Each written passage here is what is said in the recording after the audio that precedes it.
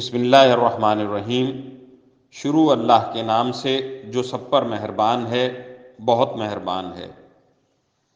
قسم ہے ان فرشتوں کی جو کافروں کی روح سختی سے کھینچتے ہیں اور جو مومنوں کی روح کی گرہ نرمی سے کھول دیتے ہیں۔ پھر فضا میں تیرتے ہوئے جاتے ہیں، پھر تیزی سے لپکتے ہیں، اور جو حکم ملتا ہے اس کو پورا کرنے کا انتظام کرتے ہیں کہ جس دن بھونچال ہر چیز کو ہلا ڈالے گا، پھر اس کے بعد ایک اور جھٹکا آئے گا۔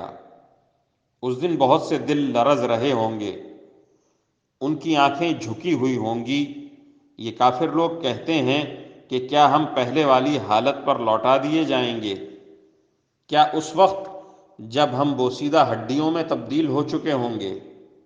کہتے ہیں کہ اگر ایسا ہوا تو یہ بڑے گھاٹے کی واپسی ہوگی۔ حقیقت تو یہ ہے کہ وہ بس ایک زور کی آواز ہوگی، جس کے بعد وہ اچانک ایک کھلے میدان میں ہوں گے۔ اے پیغمبر، کیا تمہیں موسیٰ کا واقعہ پہنچا ہے جب ان کے پروردگار نے انہیں طوا کی مقدس وادی میں آواز دی تھی کہ فرعون کے پاس چلے جاؤ، اس نے بہت سرکشی اختیار کر رکھی ہے، اور اس سے کہو کہ کیا تمہیں یہ خواہش ہے کہ تم سنور جاؤ، اور یہ کہ میں تمہیں تمہارے پروردگار کا راستہ دکھاؤں تو تمہارے دل میں خوف پیدا ہو جائے۔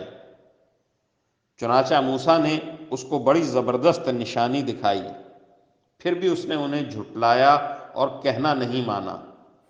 پھر دوڑ دھوپ کرنے کے لیے پلٹا، پھر سب کو اکٹھا کیا اور آواز لگائی اور کہا کہ میں تمہارا اعلیٰ درجے کا پروردگار ہوں۔ نتیجہ یہ ہوا کہ اللہ نے اسے آخرت اور دنیا کے عذاب میں پکڑ لیا۔ حقیقت یہ ہے کہ اس واقعے میں اس شخص کے لیے بڑی عبرت ہے جو اللہ کا خوف دل میں رکھتا ہو۔ انسانوں، کیا تمہیں پیدا کرنا زیادہ مشکل ہے یا آسمان کو؟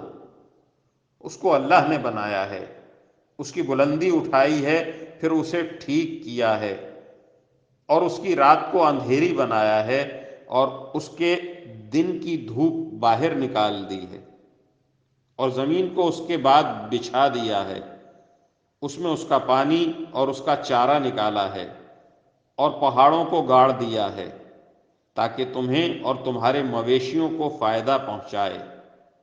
پھر جب وہ سب سے بڑا ہنگامہ برپا ہوگا، جس دن انسان اپنا سارا کیا دھرا یاد کرے گا، اور دوزخ ہر دیکھنے والے کے سامنے ظاہر کر دی جائے گی، تو وہ جس نے سرکشی کی تھی اور دنیا کی زندگی کو ترجیح دی تھی، تو دوزخ ہی اس کا ٹھکانہ ہوگی۔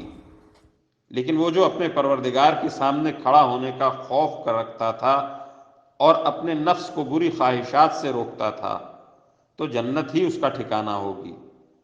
یہ لوگ تم سے قیامت کی گھڑی کے بارے میں پوچھتے ہیں کہ وہ کب قائم ہوگی۔ تمہارا یہ بات بیان کرنے سے کیا کام؟ اس کا علم تو تمہارے پروردگار پر ختم ہے۔ جو شخص اس سے ڈرتا ہو، تم تو صرف اس کو خبردار کرنے والے ہو۔ جس دن یہ اس کو دیکھ لیں گے، اس دن انہیں ایسا معلوم ہوگا جیسے وہ دنیا میں یا قبر میں ایک شام یا ایک صبح سے زیادہ نہیں رہے۔